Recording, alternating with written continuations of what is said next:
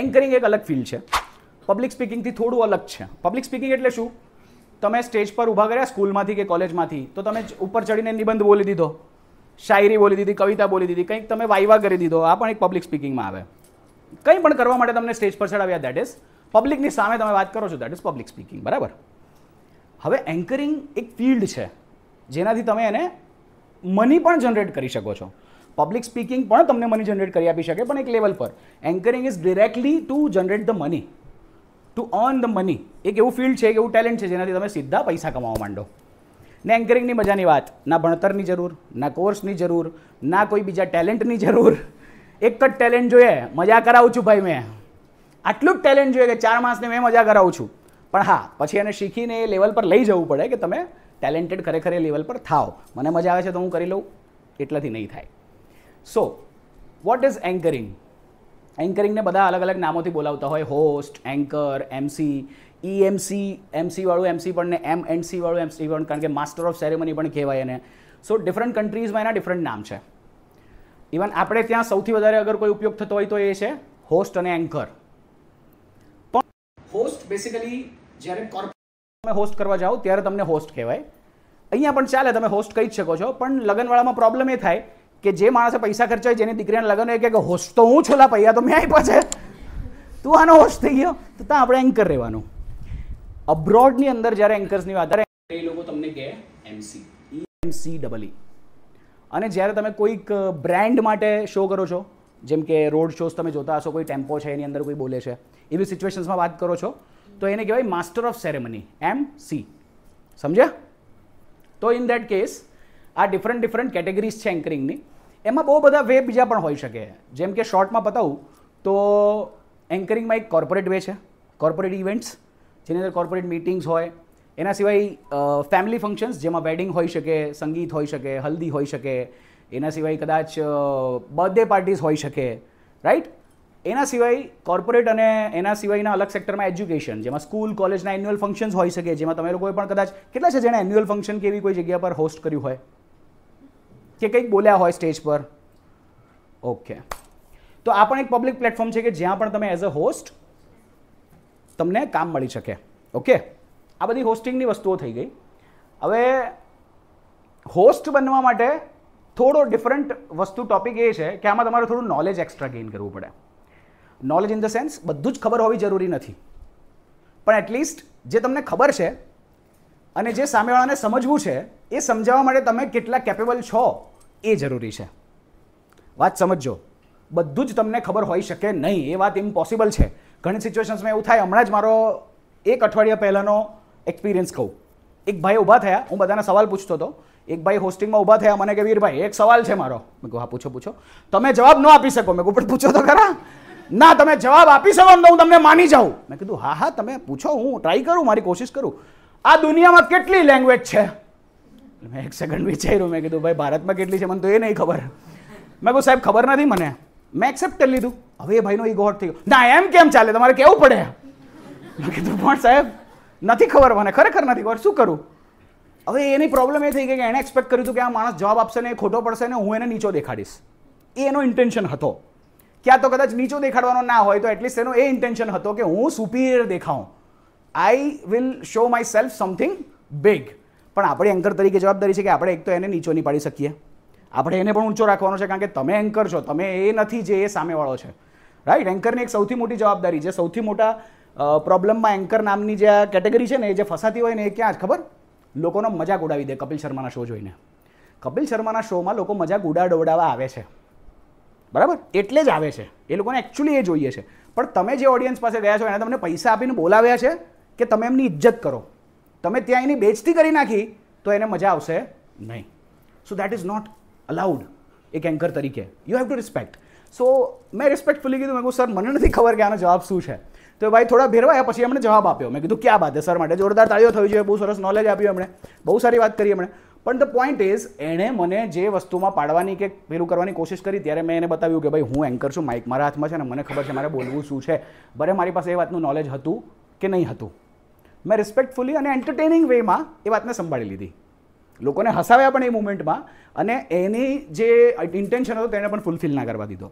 So the point is if you want to become the anchor, તમને એ ખબર હોવી જોઈએ કે બોલવું શું છે, ક્યારે શું બોલવું છે. બધું જ નોલેજ ના હોય તો ચાલે, પણ હા, નોલેજ ગેઇન કરતા રહેવું બહુ જરૂરી છે. તમે જેટલું વધારે જાણતા હશો એટલી વધારે વાત કરી શકશો. સીધી વાત છે. હું 12th સુધી કેવો માણસ હતો ખબર? આમ બે છોકરી વચ્ચે બેસાડ દે ને તો એમ લાગતું સજા આપી છે. આમ બેસતા અમે, ને અમને એકચ્યુઅલી એવી સજા જ આપતા હતા, અને અમે એને સજા માનતા પણ હતા ત્યારે. તો પોઈન્ટ ઇઝ, જ્યારે એવી સજાને પણ તમે સજા માનતા, એનો મતલબ છે કે તમે કેટલા કોન્શિયસ છો કોઈની સાથે વાત કરવા માટે. પણ એવી સિચ્યુએશનમાંથી અહીંયા આવવાનો ફરક કેવી રીતે આવ્યો ખબર છે? એ ટાઈમ દરમિયાન મેં સાંભળ્યું શું કહે છે લોકો, કેવી રીતે વાત કરે છે, કેવું કહે છે, કેવી વાતમાં કેવો જવાબ આપે છે. મારી પાસે બી જવાબ હતા, મેં નહીં આપ્યા, મેં સાંભળ્યા. બોલવા માટે સૌથી પહેલાં અગર કંઈ શીખવું પડે તો એ છે સાંભળવું. બરાબર? તમે અગર સ્ટેજ પર ચડો છો, એક મજાની વાત કરું, તમે ગમે એટલી તૈયારી કરીને આવ્યા, 10 વસ્તુઓ લખી દીધી, એવા કોટ લખી દીધા કે દુનિયાનો કોઈ માણસ ના બોલ્યો હોય, તમે જાતે બનાવી દીધા. કદાચ એ કોટ કેન્સલ જઈ શકે તમે ઉપર બોલો ત્યારે, પણ તમે કોઈ વાત નોટિસ કરી વચ્ચેથી, પબ્લિક વચ્ચેથી, અને એને તમે ત્યાં યુઝ કરી, ડેફિનેટલી વર્ક કરશે. ડેફિનેટલી. એમ તમને ખબર હોય તો પણ જ્યારે પણ તમે ઓડિયન્સ વચ્ચે જાઓ, નોટિસ કરવાનું ચાલુ કરો, શું ચાલે છે, સાંભળો, જોવો, ઓબ્ઝર્વ કરો, એ લોકો શું કરે છે. એમાંથી તમને જે વસ્તુઓ મળશે ને એ એકચ્યુઅલી એન્કરિંગ માટે તમને સૌથી વધારે કામ આવશે. જ્યારે હોસ્ટિંગ કરો છો, પબ્લિક સ્પીકિંગમાં પણ તમે ઇવન આ પોઈન્ટનો ઉપયોગ કરી શકો. જ્યારે તમે કોઈ સિચ્યુએશનને પકડો, ક્યાં તો ત્યાં જે થયું છે એના વિશે વાત કરો, તો તમને મજા આવે ને ઓડિયન્સને બી મજા આવે. જેમ અત્યારે એક્ઝામ્પલ તરીકે કહું તો, હું આવ્યો ત્યારે તમારા ટીચરે જ્યારે કીધું કે આ એક સ્પેશિયલ ટોળું છે, અલગ પાડો, એ વાતને ઇન્વોલ્વ કરી, કારણ કે મેં આવીને એ વાત સાંભળીને મને લાગી કે ઇન્ટરેસ્ટિંગ વાત છે, બહુ સરસ સિચ્યુએશન છે. That's how you can connect.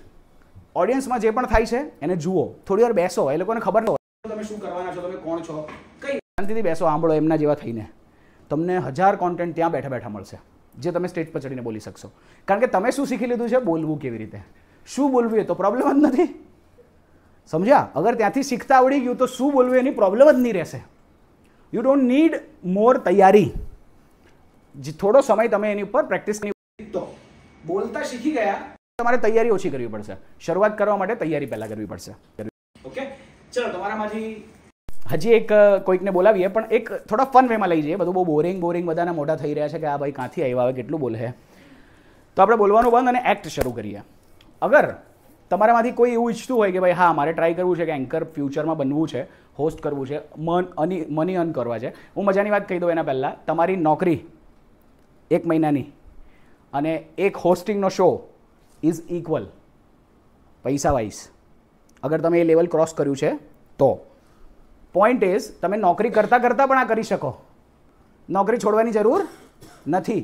તમારા સ્ટડીઝ કરતાં પણ તમે આને કરી શકો છો. દરેક કામની સાથે આને કરી શકો. 1-2 કલાકનું કામ, ખાલી આવડતની વાત, કંઈ લઈને જવાનું નહીં, હાથ હલાવતા જવાનું, પૈસા લઈને ફોટા પડાવીને નીકળવાનું. આ લેવલની ફિલ્ડ છે, એટલે આની વેલ્યુ સમજો. પહેલાં દુનિયામાં નહોતું કરવા માટે કંઈ, અમારા ટાઈમે તો ઓપ્શન જ નહોતા. ઇન્ટરનેટ છોડો, ઇન્ટરનેટ તો ઇન્વેન્ટ જ થતા જોયું છે અમે, પણ એના પહેલાં કોઈ ઓપ્શન્સ જ નહોતા. શું ભણવાનું, શું કરવાનું, તો કે ભાઈ ટીચર, ડૉક્ટર, એન્જિનિયર, અને બીજો એક ઓપ્શન હતો કંઈક તો વકીલ, બસ. આનાથી લાંબુ લોકો વિચારતા નહોતા. હવે ફ્યુચરના ઓપ્શન્સ વાસ્ટ છે, દુનિયા બહુ મોટી છે, લોકોને ઘણું બધું જોઈએ છે. હવે સોશિયલ મીડિયા પર ઇન્ફ્લુએન્સર બનવું, એમાં બોલવું, એ પણ એક એન્કરિંગ છે. ઓકે, તો કોઈ છે જે સોશિયલ મીડિયા ક્યાં તો પબ્લિકની સામે એન્કરિંગ કરવામાં ઇન્ટરેસ્ટેડ હોય ફ્યુચરમાં? અત્યારે જરૂરી નથી. હવે આ લોકોને ખબર પડી ગઈ છે કે વીર ઉપર બોલાવી લેશે તો એ નહીં કરશો તો શીખી નહીં શકો, એ વાત સમજી લો. એ કરવું બહુ જરૂરી છે. ચાલો એક કામ કરીએ, થોડું ઇન્ટરેસ્ટિંગ બનાવીએ આને. મારી એક ગેમ છે 1 minute with Veer. A game 1 મિનિટની છે, ઓબ્વિયસલી, જેવું એનું નામ છે. એના 4 જ નિયમ છે. તમે નિયમ સાંભળજો, કોણ મારી સાથે રમવા માંગે છે એ તમે ડિસાઈડ કરી શકો છો. જે જીતશે એને સ્પેશિયલ ઇનામ છે, અલ્ટિમેટલી સ્પેશિયલ ઇનામ, એમ પણ જીતવું પડશે. સો 4 નિયમ. પહેલો, હું જે સવાલ પૂછું એને લાગતો વળગતો જવાબ તમારે આપવાનો નહીં. કઈ રીતે? મેં તમને પૂછ્યું તમારું નામ શું છે, તો શું કહેશો? એક્ઝામ્પલ તરીકે ક્રિકેટ. બીજું કઈ? Pineapple. So now the point is, આ વાત જે સિચ્યુએશન થઈ ને, આમાં બંને આઉટ છે. મેં નામ પૂછ્યું અને ભલે કોઈ પણ વસ્તુનું નામ બોલ્યા, પણ નામ બોલ્યા. નોટ રિલેટેડથી મારો મતલબ છે. હું પૂછું તમારું નામ શું છે, તો તમે કહો મને ભૂખ લાગી છે, મારે અહીંયાથી બહાર જતા રહેવું છે, બહાર વરસાદ પડે છે, પેલી મારી અમે કેમ જોઈ છે, It can be anything, but it should not be relevant to the question. Right? First rule. Second, સવાલ હું પૂછીશ, તમારે ફક્ત જવાબ આપવાના, તમે સવાલ પૂછી શકો નહીં. ત્રીજો નિયમ, કોઈ પણ જવાબ રિપીટ નથી કરવાનો. તમે એકવાર કીધું hi my name is Veer, પાછા બોલશો hi my name is Veer, out. You can't repeat the answer till 1 minute because it's a 1 minute game, right? And last but not the least rule is it's a rapid fire game. વિચારવાનો સમય રહેશે નહીં, સવાલ પછી તરત જવાબ આપવો પડશે. કોણ રમશે અને જીતીને બતાવશે? ઓ ભાઈ, he is the star player, man.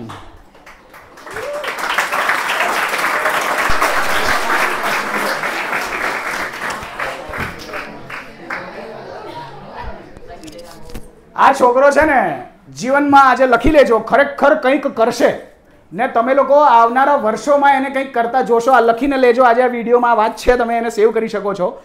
મેં મારી જિંદગીમાં હંમેશા જે અનુભવ કર્યો ને એમાં એક વાત શીખી, જે સૌથી પહેલ કરતા આગળ વધી શકવાની ક્ષમતા ધરાવતો હોય, કોઈ પણ વાત હોય, એવું નહીં કે અહીંયા આવે છે એટલે, કોઈ પણ વાત માટે તમારી અંદર પહેલ કરવાની તાકાત હોવી જોઈએ. અગર દરેક પોઈન્ટ પર તમે પહેલ કરતા થઈ ગયા તો જીત કોઈની તાકાત નથી કે તમારાથી રોકી શકે. પહેલ કરવી બહુ જરૂરી છે. ત્યાં જ તમે જીતી ગયા અડધા. તો પહેલ કરી લીધી તો સૌથી ઈઝી હોય, સૌથી પહેલા ટ્રાય કરવું એ. સો શું નામ છે ભાઈ? મન તો હમણાં બહાર ના નથી ચાલુ થઈ ગેમ. શું નામ છે? મારું નામ પૂર્વંશ ગાંધી છે. પૂર્વેશ. ઓકે, તો આપણે આ બાજુ જોઈને પૂર્વંશ. વાહ, બહુ સરસ નામ છે ભાઈનું, પૂર્વંશ. શું અર્થ થાય બાય ધ વે? ગેમ ચાલુ નથી થઈ હજી. એનો પૂર્વ દિશા. અચ્છા, પૂર્વનો અંશ, પૂર્વંશ, પૂર્વ દિશા. ઓહ વાહ. તો ચલો, પૂર્વંશની સાથે આપણે ગેમ રમશું. આ ગેમનું નામ છે 1 મિનિટ વિથ વીર. વીર સાથે રમી રહ્યા છે પૂર્વંશ, જેમનો સમય શરૂ થાય છે હવે.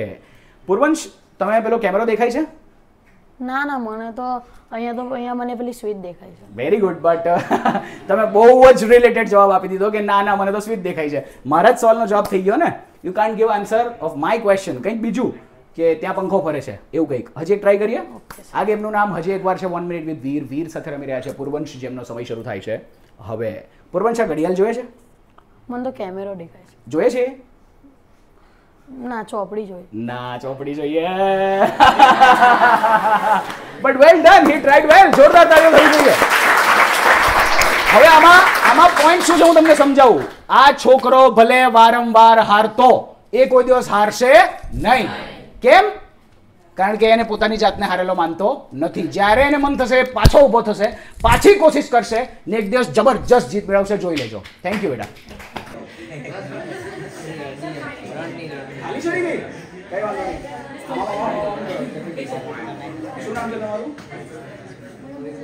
અરે આ તો ભાઈ ચાલુ જ પડી ગયો.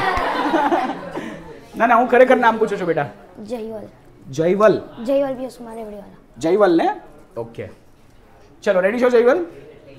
Ready for the game? Okay. આ ગેમનું નામ છે 1 મિનિટ વિથ વીર. આ બાજુ ફરી જાઓ. વીર સાથે રમી રહ્યા છે જયવલ.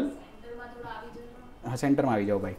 અમારા જે શું કહેવાય પેલું વિડીયોગ્રાફીનું જે નોલેજ રાખતા હોય એમને સિનેમેટોગ્રાફર બોલ્યા છે.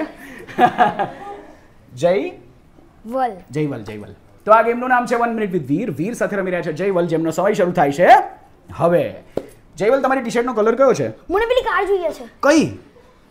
ઓ કેમેરા મને જોઈ રહ્યો છે. અચ્છા, બીજું શું તને જોઈ રહ્યું છે અહીંયા? ઓ મને ડર લાગે છે. કોનાથી? એ પેલી છોકરી મને બહુ ગમે છે. કઈ છોકરી? મને આ ફોનમાં ઓ મારા પગમાં ખાલી ચડી ગઈ. બીજું શું ગમે છે તમને? ઓ મારી એક્ઝામની તૈયારી કરવાની રહી ગઈ. તો હવે શું કરશો? ઓ આ બેગ કેટલું મસ્ત છે યાર. બીજું શું મસ્ત છે અહીંયા? ઓ મારી વોચ રહી ગઈ. કાં રહી ગઈ? ઓ મારી ચાવી ખોવાઈ ગઈ. બીજું શું છે તમારી પાસે જે ખોવાઈ ગયું છે? ઓ યસ, મેં જીતી ગયા. જીતી ગયા? ઓ પેલી બુક. કઈ બુક? ઓ મારી કાર તૂટી ગઈ. સામે શું દેખાય છે?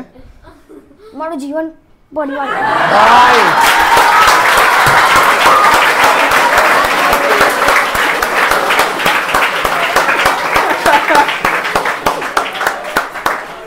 શું નામ કીધું ભાઈ? પાછું કોઈ એકવાર. મારું નામ મને નહીં ખબર. અરે ઓ માય ગોડ. ના હું સિરિયસલી પૂછું છું બેટા. જયવલ. જયવલ ભાઈ, આ છોકરોએ જે ધમાલ મચાવી છે આ ગેમ જીતવામાં, ખરેખર જોરદાર તાળીઓ થવી જોઈએ. જયવલે શાનદાર રીતે આ ગેમને રમી અને એને જીતી પણ છે. એટલે જીત મેળવવા માટે હજી એકવાર તાળીઓ થવી જોઈએ ભાઈ આ છોકરા માટે. ને વચ્ચે જે પંચ માર્યો છે એને, પેલી છોકરી મને ગમે છે. અરે સર ભૂલથી બોલાઈ ગયેલું. બેટા ભૂલમાંથી સાચી વાત બોલાઈ, ખબર તને? ઓકે, જોક્સ અપાર્ટ, કઈ વાંધો નહીં. મુદ્દો એ છે અત્યારે કે આ છોકરામાં સૌથી મોટો એક ગુણ છે, એ શું છે ખબર પડી? હાજર જવાબી.